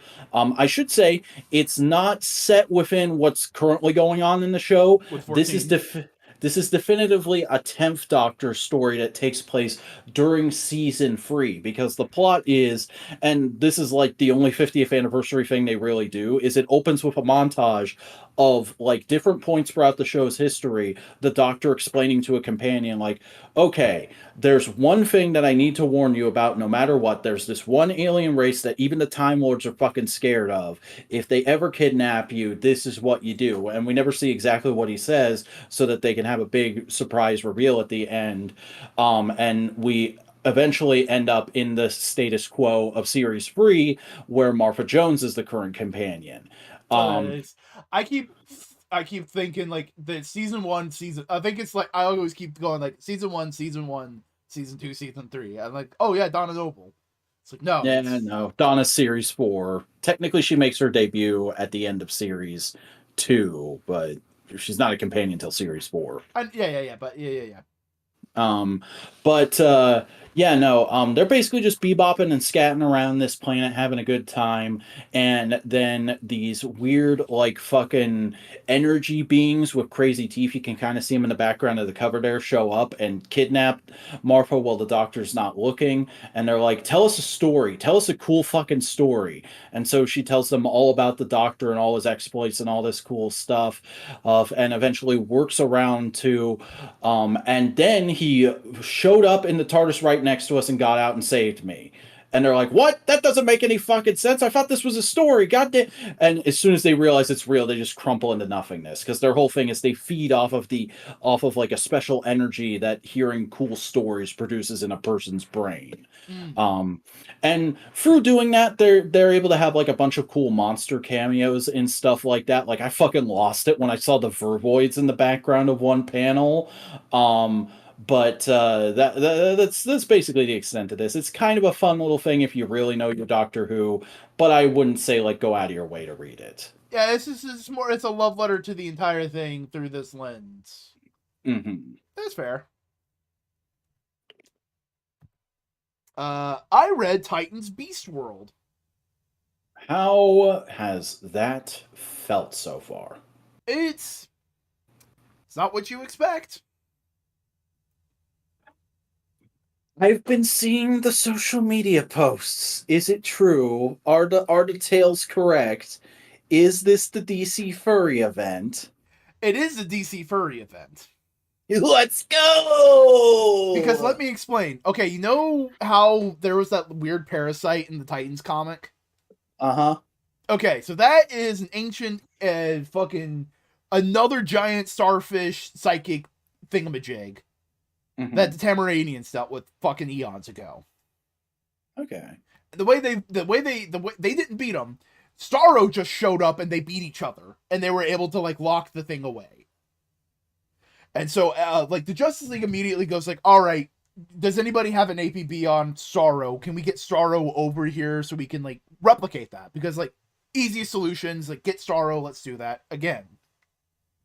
And Beast Boy immediately is like, "Is that the best idea, Batman?" And Batman, the first time I read the book, I saw the panel and I thought, "Oh, Batman's angry at Beast Boy for questioning him." I read it again, and this is like genuinely like, no, he's looking at Beast Boy as like a co-worker. It's like, do you have a better solution, Beast Boy? And I'm like, oh, Batman's actually respecting Beast Boy. And it's like, how many people took it the other way though and just went ape shit on Tumblr? I have no idea. But Beast Boy basically pitches, what if I become Starro? That way it's easier to control and we're not having to deal with Starro as well. And like everyone's like, that's a good idea. Can you handle it? That's the big question. Can you handle it? And Beast Boy goes like, yeah, I think I can. I think I can deal with it. And everyone's like, all right, that's our plan. Beast Boy's going to be Starro. And so they do the whole thing. He grows into Starro. He fights the creature. He does a joke. It's like, you've heard of Starro. Meet Garo. It's like, it's fun. It's a big kaiju's battle in space. He beats the other. Mamma Mia gonna sue somebody. He beats the other star creature, and then he turns around, and there's an evil cyborg like creature called Dr. Hate. And he just goes like, "Hi, I'm Dr. Hate. I'm about to ruin your day." And Beast Boy's like, "Don't." "Yeah, I'm going to." And Beast Boy goes like, "But I don't want to go." Like, because he realizes, fuck, you're gonna kill me and make me just a monster. And it's like, yeah, that's what I'm doing. He kills Beast Boy's consciousness, and now all that's left is the Beast. And it's just a giant Starro that can turn people into furries. Oh boy, that do be sounding like a problem. Yeah, it's an event. It's not everyone's cup of tea. And it's just here to be an event. But all right. Groovy. We both read Miss Marvel. The New Mutant, number 4. The finale of this mini. Yeah, pretty solid ending. Did a decent job of capping everything off in a somewhat satisfying way. Yep. I do kind of wish they went ahead and just showed us her mutant powers, but I get the thematic thing they're doing and not doing that just yet. Yeah, and I also like the explanation for it. But ultimately, she beats the Sentinels. She uncovers the lab. What's the white boy's name? Bruno. Bruno convinces the other students not to be racist. Congratulations, Bruno. You solved racism. Way to go. For at least 20 people. You solve racism for 20 people. Yeah.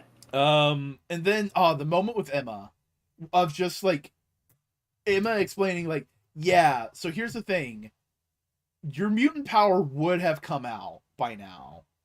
Mm-hmm. But you got to think of it like a plant, and its bud got clipped off by your inhuman half.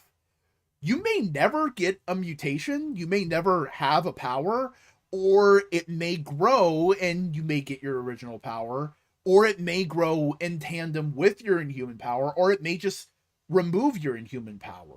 We don't know what will happen. And Miss Marvel just goes like, well, whatever happens, I'm just gonna be me. Mm-hmm. Very in keeping with the character. Yeah. Also, Emma will never fucking admit it, but God, she's such a mutterhead in the modern age. Oh, she is such a teacher. She loves her students. Mm-hmm. And she loves this, like, it's so good. She's more of a mom to Kate Pryde than Kate Pryde's actual mom at this point. Yeah. New Mutant, good. Miss Marvel, good. Yeah, check it out if you haven't already. Buster. We both read Action Comics Men of Steel. This issue was pretty dang good. Yeah, there's all of it was pretty good, even the backups. Yeah, I like where they're going with the twins, especially. You know, they've been zigging and zagging with them a lot. There were hints that the boy was going to have some kind of magic destiny on Apocalypse, and now we're doing like a whole manipulation plot with Blue Earth for the girl. It's very interesting where we're going with them. Mm-hmm. Also, I love the realization is like she kind of looks like Bruce Wayne, and Superman going like, "Oh fuck, Oh fuck! I have to explain comic book bullshit. fuck." Yeah, she's now cool. She's Damien's alternate gender bent self. God, that's evil. Man, if this were 3 years ago, we'd be making all kinds of jokes about John right now. Yeah. I mean, John's bi. Oh yeah, that's right. I forgot. My bad. You silly Billy. I love Superman's night suit. Yeah, that's gonna be a solid Todd figure in a few months. Yep. The Keenan, the Chinese Superman.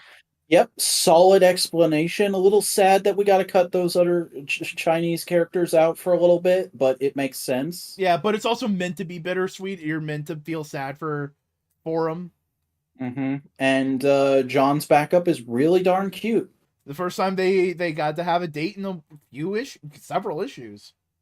Mm-hmm. Because also just like very realistic young adult family relationship writing. John as an older brother is fucking adorable. Mm-hmm. Like they've finally gotten to a place where him being aged up isn't quite so irksome anymore. Yeah. Now keep him this age for at least a little bit. Comics. Yeah. Also, decent Kara crumbs in this one. Yeah. I love how this is Aunt Kara. Yeah. It's adorable. Also, kids calling themselves Red Sun, like the fairy tale. Yeah, we're moving towards that. I think those are going to be their official hero names in another couple months. Yeah. It's a good one. I mean, it's a little... Is he going to become a little communist? What's his fucking actual name? Is it Ofo or Soul? Something like that? It's one of those two. Comrade Osol! Yeah. I read Miles Morales Spider-Man. Did want to read this, didn't have time. That's fair. It's the end of the vampire plot. Him and Blade and Blade's daughter save the day. They beat the vampire. There's a cute moment where Miles is just fucking exhausted and he's lying on top of Blade's car, and Blade goes like, "The fuck you doing?" It's like, "Oh, I'm sorry." And he goes like, "Don't worry, I'll drive you home." And they get in the car, and Blade starts like doing like the "I'm an older hero," telling you to always keep vigilant. He starts giving the mentor speech. And his daughter just goes like, "Dad, I don't think he's listening. What makes you say that?" And you see Miles just crashed in the back of the car, and Blade is like, "All right, well, I'll let him sleep." It's cute. It's nice. That's pretty good. It's wholesome. Yeah, no, it's good. It's solid. Nice. And it's gonna tie into Gang War coming soon. Yeah, they're a big cliffhanger at the end, or is it just on here for no reason? I think it's just on here for no reason. I don't think there was a big cliffhanger. Wow, way to go, Marvel. You so good at graphic design. Yeah. You read Savage, Red Sonja. Yeah, picking up right where the first issue left off, with them being chased right into the old abandoned castle and getting split up in some kind of horrific and potentially tragic ways that leads the princeling to be really fucking pissed off at Sonya because he thinks his wife to be might have died. And it's basically kind of a haunted house story for the rest of the issue of Sonya trying to find her way around this abandoned castle while all these fucking bandit zombies are trying to get in and get after them. Okay, I have a question. A lot of the Red Sonja books that you've shown have a lot of very pin-up-y, what we call Western comic fan service covers. Uh-huh. Are they as bad as that in the comic? It really depends on the issue, but the art in this book has actually kind of been abstract. Okay. Yeah. Because that is a it's pinup. literally just Sonia is one of those characters, you know, she's like Vampirella, where like literally it doesn't, or Deja Forest, it doesn't matter the content of the actual comic, the cover is always gonna be a pinup because that's their market and they have to appeal to it. That's fair. I know, but we've just kind of side-eyed horny Western comics before. Yeah. We both read Green Arrow #6. Oh man, and if you, I did that joke yesterday. I'm not gonna do it. This is just really good. I really fucking like this. This is a great wrap up to the opening arc of this story. Yeah. Definitely, definitely very satisfying. The twist might feel like a bit of an ass pull to some folks, considering how much they have like tried to get rid of and then brought that character back so many times over the years. But I don't mind. I thought it was satisfying, and just that ending of like the really nice like lift you up of finally seeing Ollie and Dinah together again, and then the immediate like, oh shit, fucking Roy and Jade just got drafted into the Suicide Squad. Really good 1-2 punch right there. Yeah. I do like are Roy and Jade like together it's still, or is it kind of like, hey, we've drifted apart because things happen, but we still love each other?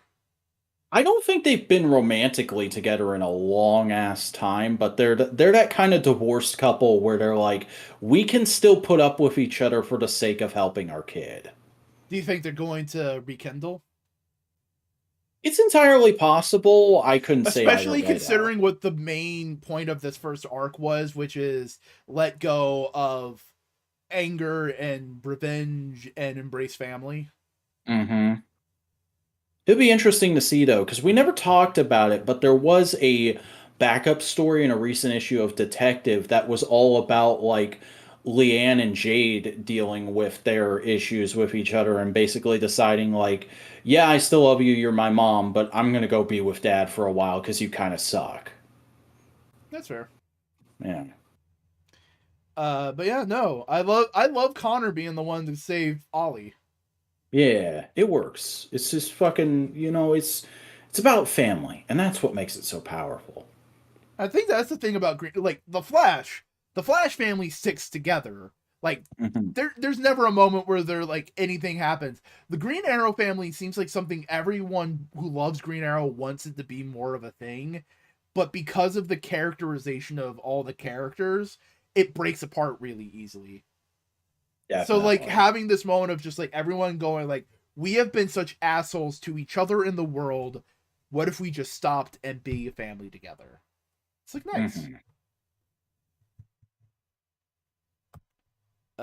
Speaking of the Flash, Hey, we read The Flush again, issue 3.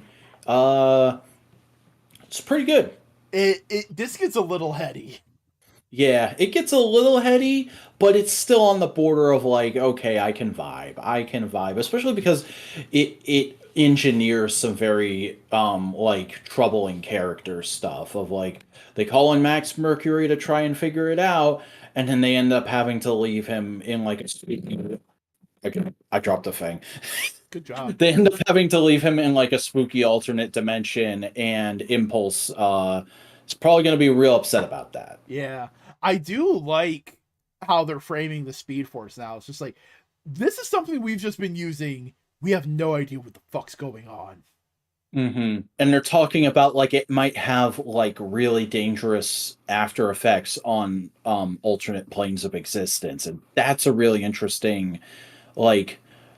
Yeah, it's a heady concept, but it's like it's a heady in the same way this week's episode of Doctor Who is heady. It's still something a layman like Yeah. me can get into and go like, "Oh, that's fucked up," but that's cool. Yeah. It's really good. It's really solid. I like how it's not Barry, because if it was Barry's smart enough to kind of like cognitize some aspects of this. It's Wally. He's just like, yeah, no, we're in just a spooky like organ area. I've been Yeah. here before. Yeah, well, it's just like, all right, this is fucked. Whatever, let's figure it out. The Flush. He needs a super plunger to get his superpowers. Hell yeah. It's gonna be AKA the next $1 million idea. The Toilinator from Kids Next Door. Oh my god, you're right. I haven't even thought about the Toilinator in fucking forever. That's amazing. Have you seen the Fusion Fall version of the Toilinator? Probably, but I don't have a clear memory. Okay, you are aware of what Fusion Fall is, right? Oh yeah, I play Fusion Fall, bitch. The hyper realistic versions of all the cartoon character MMO. Yeah. Ah, boy. I'm a fucking veteran of Fusion Fall and fucking Toontown Online. Penguin? Club Penguin? Penguin was like right on my periphery. I knew about it, but I never got into it. I read Realm of X number 4. I didn't talk about issue 3 when it came out. Real quick, what the fuck was up with that art? It was fucked. Okay. Like fucked good or fucked like really bad? Fucked like no one had irises, pinprick pupils, giant eyes, and everyone was cross-eyed. All right, that's choice.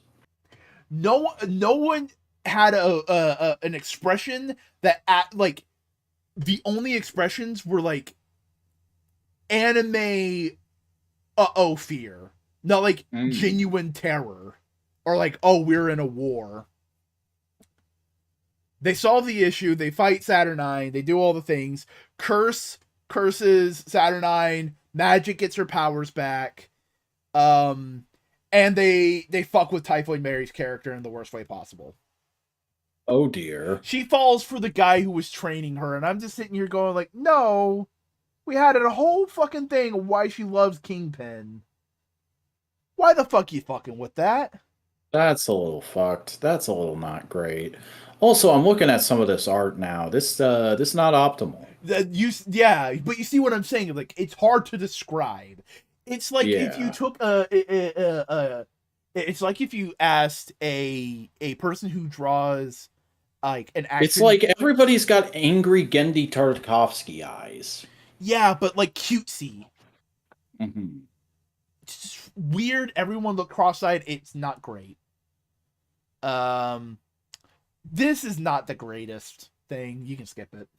This book has gone off the rails real fast, huh? Yeah. 4 issues.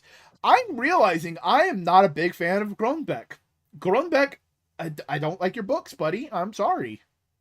Oh, well. You just took over Thor after Kate's. I didn't like that. You wrote this. I didn't like it.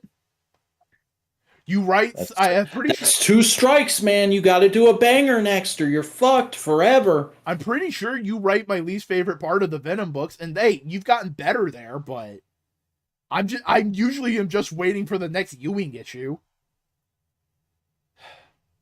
I hate to shit on a guy. And last but not least, the book that everyone's been talking about this week, X-Men Blue Origins. Oh my god. Oh my god, you did it. You crazy son of a bitch. You actually did it. Cy Spurrier, you fucking madman. All hail the Spurrier. He is the superior X-Man. He fucking did it. He realized the dream. Mystique can grow a dick. Can grow a dick and make a baby. Yeah. The best part about this, though, is it retcons everything and still has everything make sense. Like, yeah. Like the Azazel storyline from earlier in the 2000s still makes sense. Cy Spurrier made Azazel popular. Azazel is now a weirdo incel man. Azazel is now every Chud's favorite X-Men character. Oh, there's a lot of sweet moments with Mystique and Destiny I love, of them just being in like very wholesome embrace. And fawning over each other, and their one real pregnant belly and their one fake pregnant belly. Yeah. Which is like a weird thing, but like it's sweet. It's wholesome in a way. And like fucking Kurt's reaction to everything just being like, "No, Dada, I love you. We can fix this. We can be a family again." No, his first reaction is like, wait a second, you're both women.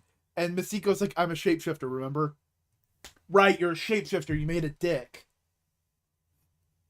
I love how like he never has a moment of like religious guy going like, oh, that's a little fucking what, huh? That don't make no sense. He just wasn't thinking about it that way. It's just like, but you're both women. I'm a shapeshifter. Yeah.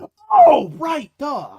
But like as soon as he gets there, he's like, all right, fine. That you're my dad now. We're gonna be a family. It's gonna work. He's probably still gonna come. I'm pretty sure Mystique would still prefer mother as a title. Yeah, but I'm gonna say dad forever because it's funny. Yeah. And he's like, we're gonna go find Destiny, and we'll find Rogue too, and it'll be good. We'll be a big happy family again. And Mystique's just like, no, you don't understand how fucked this all is, because there are like layers of trauma that have just been peeled back in quick succession. And Nightcrawler's like, I know, I am here to help you through that. And it's just like the last panel is them hugging each other because Mystique is like, "Oh, you are my baby boy." It's a lot of things. It's really good. It's pretty dang good. I wish I had been on this ride the whole time with you, but gosh, I'm glad I made the time to read this week. I would suggest going back and going through Uncanny because it adds to that level of Kurt just going like, Mystique, just listen to me. I want to help you. Because that's him in the entire time. It's just, Mystique, Raven, please listen to me. I want help. Let me help me help you. Help me help you. Yeah. Also, little baby Rogue in the flashbacks was cute as fuck. Yeah. I really want to see more Kurt and Rogue be siblings. I also want to see Azazel show up in the present day and be like, oh, that's what's going on? Oh, fuck. Why does this all make so much sense now? God damn it. And, like, I don't even want him to have, like, an evil plan because of it. I just want him to kind of, like, golf clap Mystique. It's like, damn, you fucking played me. Holy shit. You did fucking good. Like, fucking just piss off the chuds more. Have him do, like, a big old bow to her. Like, you bested me. Congratulations. Can I still visit Kurt? No, why would you want to visit? You don't even like each other. You're not even... You hated him in the first place. Yeah, but I just want to piss you off. He takes him to, like, a fucking Five Guys, and they're just sitting there eating their burgers in silence. Good talk. See you next week. I mean, Azazel's been acting more of a good guy in Dark X-Men. Oh, I forgot he was in Dark X-Men. Jesus. Yeah. Azazel is such a fucking nothing unpopular character. Literally the only thing I ever remember he's in is the First Class movie. And even then, he's just kind of a generic henchman. But yeah, no, X-Men Blue. I think that is every major Chris Claremont queer thing he wanted to do back in the 80s made canon now. And it all still happened within his lifetime. That's lovely. Yeah, because he got to see Kate be confirmed as bisexual, hope in a lesbian relationship with Betsy, and Destiny and Mystique be married and have Kurt. That's pretty fucking cool. That's pretty cool. I know LGBTQ issues aren't always, like, they're in danger in America right now, as they've been for several years. I mean, they literally just outlawed being an LGBTQ person in Russia. Yeah. But to see that at least artists are still trying to make strides and trying to push forward and going like, no, these stories have queer people. There are queer stories. It's nice. Which, by the way, this is completely off topic, but fuck it. I had a thought the other day. Like, do you think when Biden sees Vladimir Putin next, is because he's like one of the people who was really pushing for nationwide marriage equality back during the Obama presidency, do you think he's just going to look at him and go, Vlad the fuck? No, I don't think they have conversations like that. Yeah, they definitely don't, but it's fun to imagine. Oh, fuck yeah. Hell yeah, Aki. On positive direction, first legal gay marriage in your country. Hell yeah. Congratulations. That's pretty cool. The world is a fuck. But we need to take the moments of beautiful, the moments of wonder, and the moments of happiness when we can get them. Mm-hmm. And on that note, time to be a shill for capitalism. Hey, this is Modular Media's No Price Podcast. Please leave a like, comment, and subscribe to the channel. See this podcast and many more. We have G and Biden might have the talk since they are buddies. Biden's friends with G? Interesting. Fucking Winnie the Pooh? All right. We have other podcasts on this channel, such as Twit. This week in Tokusatsu, we're back in Buster. We'll talk about the week of Tokusatsu. We also have Components, just a fuck around, hang out, session kind of comedy podcast. That's what we do. And Analytical Fanboys, where one member picks a piece of media. We engage with the media and then we talk about it. That's what we do here. And we also have Saturday morning panels. Yes, there's one more of those coming before I leave. Okay. But please leave a like, comment down below, subscribe to the channel, see that and many, many more. But in fact, tell people where they can find you for the next few weeks.